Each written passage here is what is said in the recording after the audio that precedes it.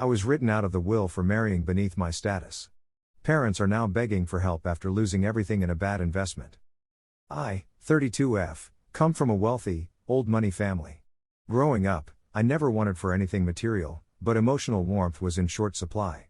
My parents, especially my father, were obsessed with status and maintaining the family's position in high society. From a young age, it was made clear to me that I was expected to marry someone from a suitable background, preferably another old money family or at least someone with significant wealth and social standing. My parents actively tried to set me up with the sons of their friends and business associates, much to my dismay. I remember one particularly awful dinner party when I was 16. My parents had invited the Andersons, whose son Bradley was my age. It was clear from the way our parents were acting that this was meant to be a matchmaking event. Bradley was polite enough, but we had absolutely nothing in common. When he tried to kiss me at the end of the night, I reflexively pushed him away. The look of disappointment on my parents' faces was palpable. Enter Mike, 34M. We met during my senior year of college. He was working as a bartender to put himself through grad school. It wasn't love at first sight or anything cliché like that, but we hit it off and started dating.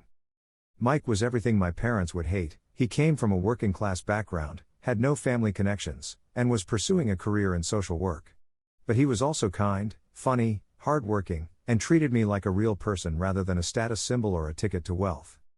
I kept our relationship secret from my family for as long as I could. But eventually, as things got serious between us, I knew I had to come clean. The resulting confrontation was ugly. My father called Mike a gold digger and accused him of manipulating me. My mother cried and pleaded with me to see reason. I stood my ground.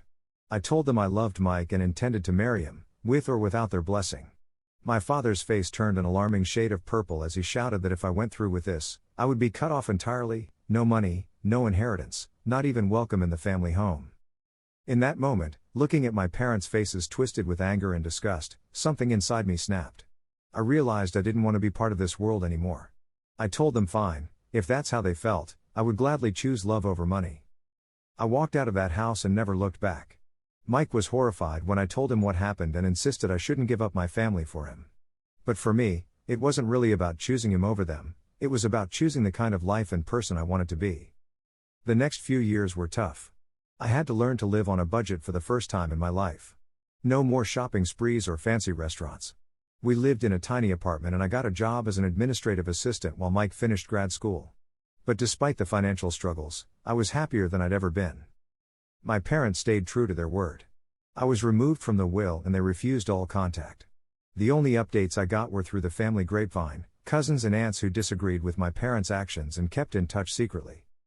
Mike and I got married in a small ceremony with just close friends and his family.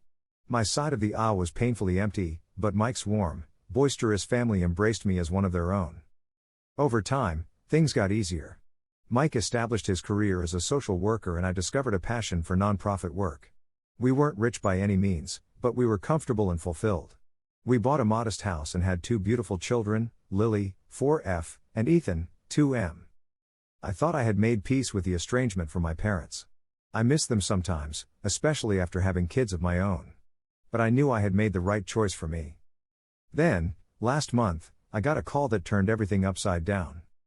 It was my mother, sounding desperate and tearful. At first, I was too shocked to even process what she was saying. This was the first time I'd heard her voice in nearly a decade. As she rambled, the story came out. My father had made some bad investment decisions, betting big on a venture that turned out to be fraudulent.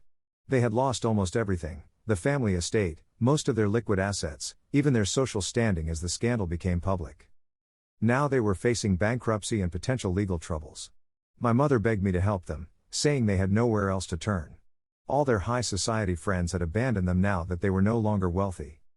I was reeling. Part of me felt a cruel satisfaction. They had finally learned that money and status weren't everything. But mostly I felt confused and conflicted. These people had cut me out of their lives without a second thought. Did I owe them anything now? I told my mother I would need time to think and hung up. When I told Mike, he was supportive as always. He said it was entirely my decision, but gently reminded me that helping them would mean less financial security for our own children. I've been mulling it over for weeks now. I'm torn between anger at how they treated me and residual love for the people who raised me. I know they don't deserve my help, but can I live with myself if I turn my back on them in their time of need? I have so many questions and concerns. 1. If I do help them, how much is appropriate? We're comfortable but by no means wealthy. Bailing them out entirely would mean draining our savings and putting our own financial future at risk. 2. What about boundaries? If I let them back into my life, how do I protect myself and my family from their toxic attitudes? Can people really change that fundamentally? 3. Am I a bad person if I refuse to help? They're still my parents, despite everything. But they made their choice years ago when they disowned me. 4. If I help them, will they even be grateful? Or will they see it as their due and continue to look down on my low-class lifestyle? 5.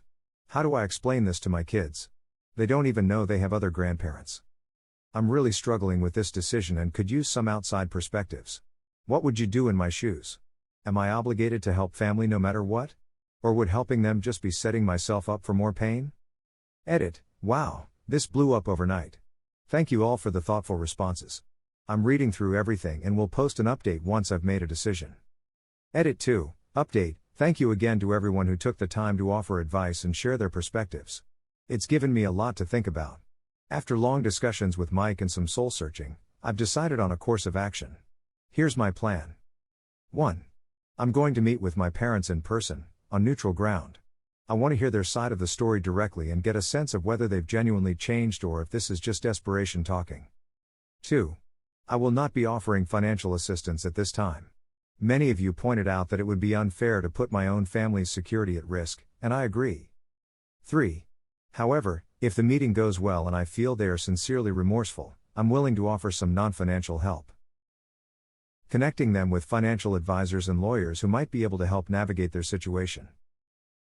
Assisting them in finding affordable housing and employment if needed.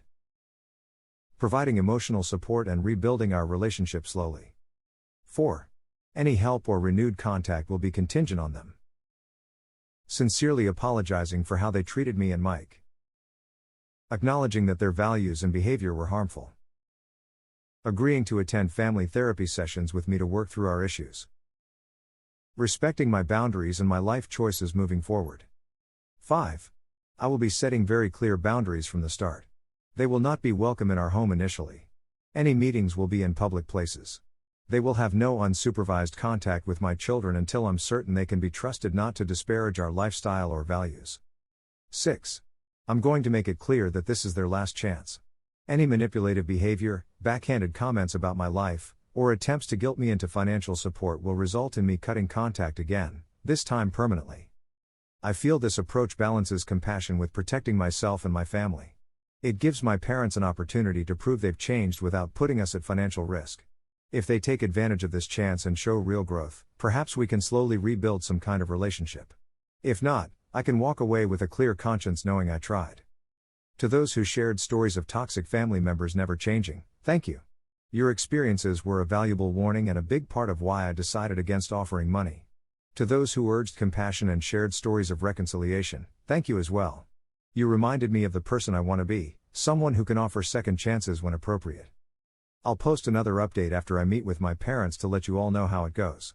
Thanks again for all the support and advice. Edit 3, Update 2, I met with my parents yesterday. It was intense. I'm still processing everything, but I wanted to give you all an update. We met at a cafe in a nearby town, neutral ground. They arrived before me. Seeing them for the first time in a decade was surreal. They looked older, of course, but also somehow diminished. Gone were the designer clothes and air of superiority. They looked tired and nervous.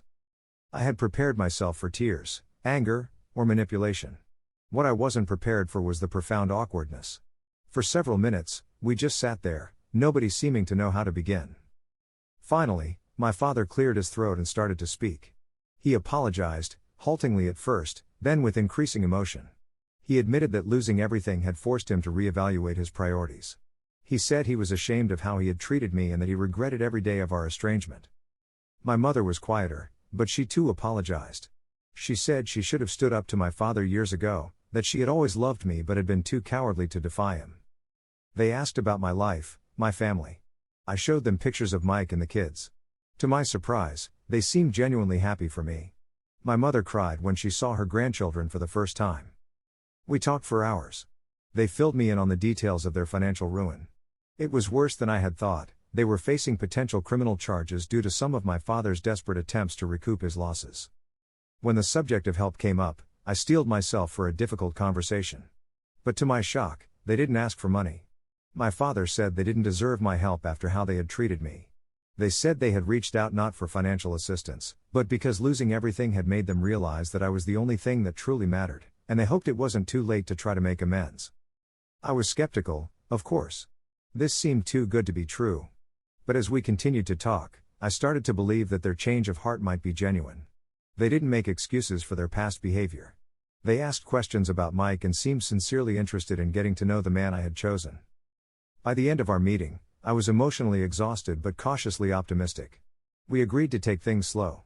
I told them about my boundaries and conditions for rebuilding our relationship, and they accepted without argument. We're going to start with weekly phone calls. If those go well, we'll progress to more in-person meetings, and eventually, supervised visits with the kids. I've also insisted that we all attend family therapy to work through our issues properly. I know we have a long road ahead. Years of hurt and resentment don't disappear overnight. But for the first time in a very long time, I feel hopeful about my relationship with my parents. Thank you all again for your advice and support.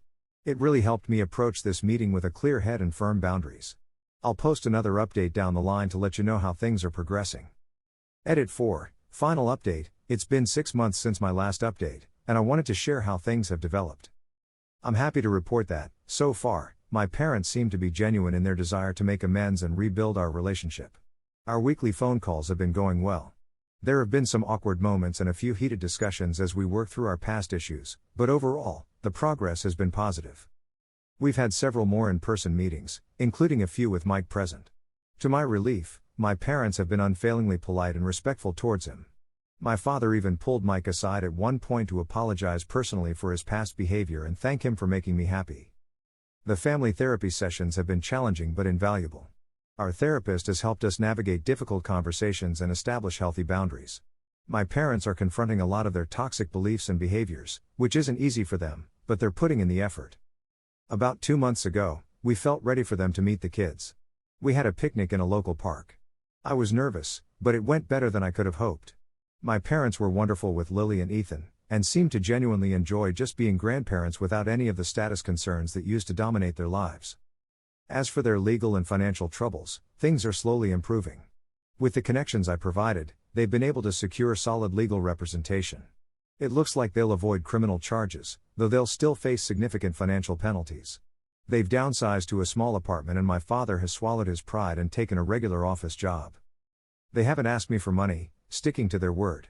When I recently offered to help with some of their legal fees, my father actually refused, saying he needed to take responsibility for his mistakes. It hasn't all been smooth sailing. There have been moments when old patterns emerge, a snobbish comment here, a manipulative tactic there. But the difference is that now, they catch themselves or respond well when called out on it. They're trying, and that means a lot. I'm still cautious and maintaining firm boundaries, but I'm allowing myself to feel optimistic. Seeing my parents play with my kids or engage in a friendly debate with Mike, moments I never thought I'd experience, fills me with a mixture of joy and lingering disbelief. This experience has taught me a lot about forgiveness, change, and the complicated nature of family. People can change, but it takes time, effort, and usually some life-altering experiences. Forgiveness doesn't mean forgetting or erasing boundaries, but it can open the door to healing. I know we still have work to do, and there may be challenges ahead. But for now, I'm grateful for this second chance at having a relationship with my parents, one built on mutual respect and love rather than money and status. Thank you all again for your support and advice throughout this journey. Your perspectives helped me navigate this difficult situation with clarity and strength. Wishing you all the best. Edit 5, unexpected update. I didn't think I'd be posting again, but something happened last week that I felt I should share. My father called me in tears.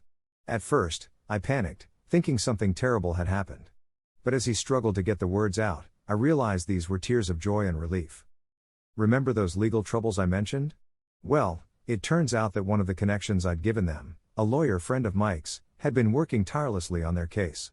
He managed to uncover evidence that my father had been manipulated and misled by his former business partners. While it doesn't absolve him of all responsibility, it significantly reduces his culpability. The prosecutor has agreed to drop most of the charges in exchange for my father's cooperation in building a case against the true masterminds of the fraud. He'll still face some penalties, but nothing like what we feared. When my father called, he wasn't asking for anything. He just wanted to thank me. He said that without the help I'd provided, the lawyer connection, the emotional support, the second chance, he doesn't know where they'd be. He told me he was proud of the person I'd become and that he finally understood that true wealth had nothing to do with money. I was speechless.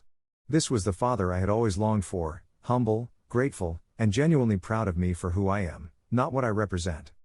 Later that day, I received a call from my mother. She too was emotional, but for a different reason. She confessed that she had always struggled with depression and anxiety, but had been too afraid to seek help due to the stigma in their social circles. Inspired by our family therapy sessions, she had started seeing a therapist on her own. She said she was finally confronting issues she'd buried for decades and learning to stand up for herself. These conversations left me feeling, I don't even know how to describe it. Overwhelmed? Hopeful? Cautiously elated? It's as if the parents I always wished I had are slowly emerging from behind the facades they maintained for so long. I know we still have a long road ahead. Years of ingrained behaviors and beliefs don't vanish overnight. But for the first time, I feel like I'm getting to know my parents as real people, flawed, complex, but capable of growth and change. This experience has reinforced for me the power of setting boundaries, offering compassion, and being open to change, both in others and in myself. It's also shown me that sometimes, the most profound transformations come from unexpected places. To those of you struggling with family issues, I hope our story can offer some hope.